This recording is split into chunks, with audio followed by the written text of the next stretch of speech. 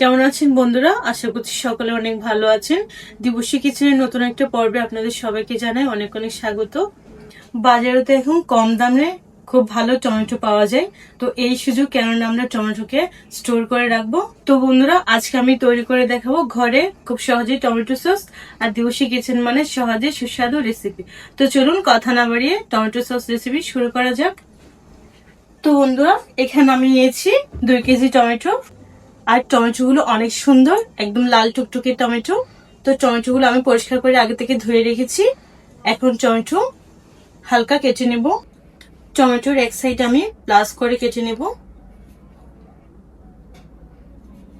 আর এভাবে করলে খুব তাড়াতাড়ি সিদ্ধ হয়। আপনারা চাইলে ছোট ছোট কেটে নিতে পারেন। আর এভাবে কাটলে খোসা ছাড়ানো খুব সুন্দর সুবিধা হয়। এভাবে সবগুলো কেটে নেব।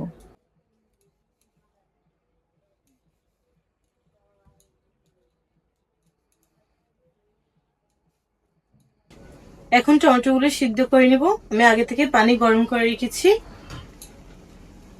এখন টমেটোগুলো পানিতে দিয়ে দেব।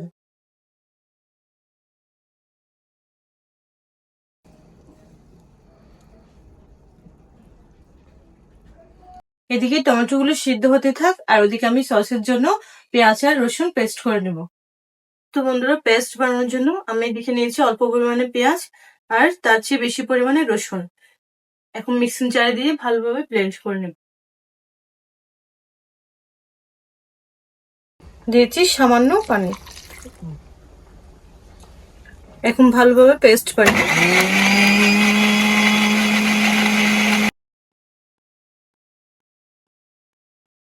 এদিকে আমাদের পেস্ট বানানো হয়ে গেছে, এখন একটা বাটিতে ঢেলে নিব।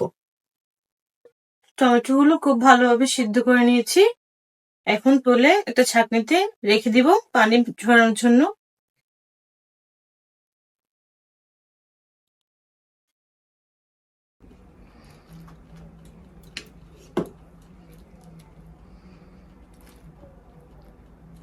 টমেটোগুলো হালকা ঠান্ডা হয়ে গেছে, এখন টমেটোর খোসা ছাড়িয়ে নেব। আর এটা ছাড়ানো একদম সহজ। দেখুন খুব সুন্দরভাবে উঠে আসছে। টমেটো থেকে তো খোসা ছাড়িয়ে নিয়েছি। এখন ব্লেন্ড করার জন্য বড় একটা মিক্সিং জার নিয়েছি। এখন টমেটোগুলো জারে দিয়ে দেব।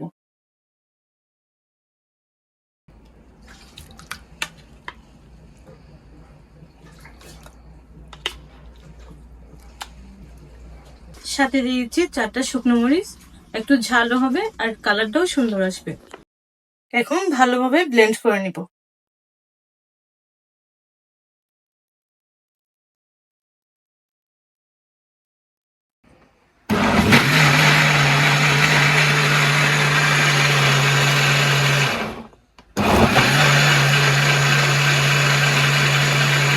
টমেটো তো ভালোভাবে ব্লেন্ড করে নিয়েছি।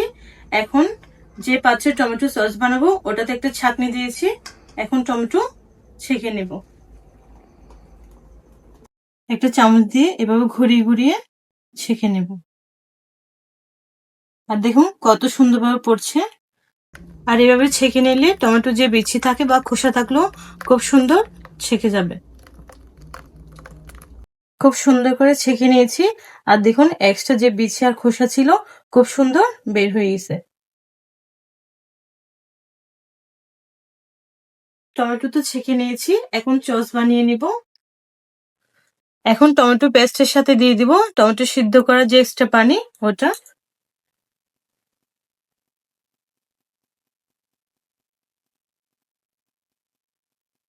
এখন গ্যাস অন করে নিব।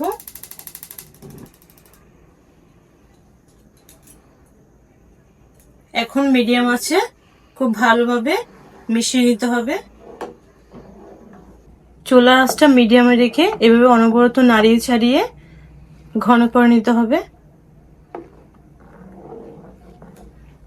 এখন দিয়ে দিব স্বাদ মতো লবণ।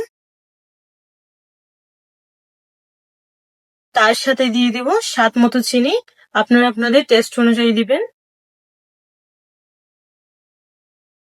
চিনি আর লবণ দিয়ে ভালোভাবে নাড়িয়ে নেব। দেখুন আস্তে আস্তে কিন্তু কালারটা চেঞ্জ হচ্ছে আর অনেকটা ঘন হয়ে আসতেছে। এখন দিয়ে দিব পেঁয়াজ আর রসুনের পেস্ট।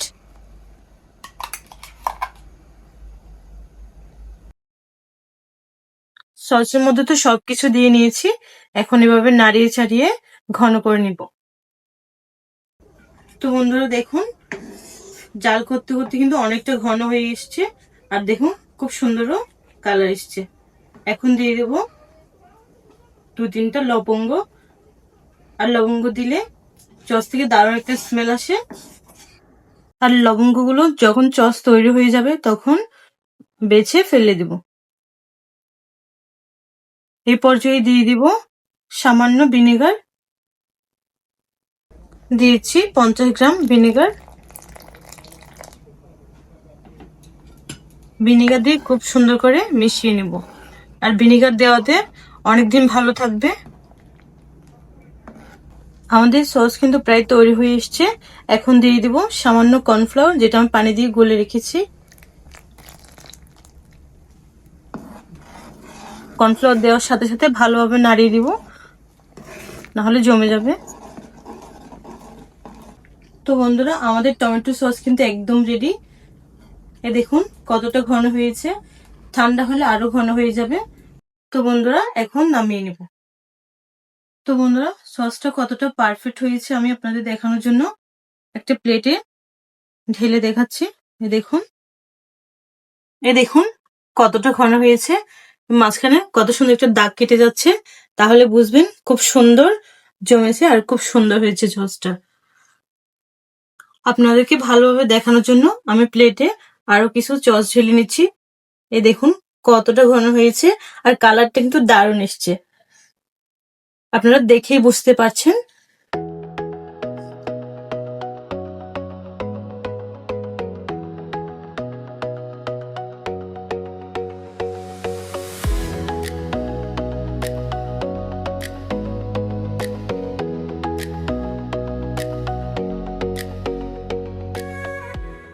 তো বন্ধুরা কিছুটা সস তো প্যানে রয়ে গেছে, এগুলো ঠান্ডা হলে আমি একটা কাঁচের জারে ভর্তি করে ফ্রিজে রেখে দিব। আপনারা এভাবে ফ্রিজে রেখে 1 থেকে 2 মাস ইজিলি সংগ্রহ করতে পারবেন।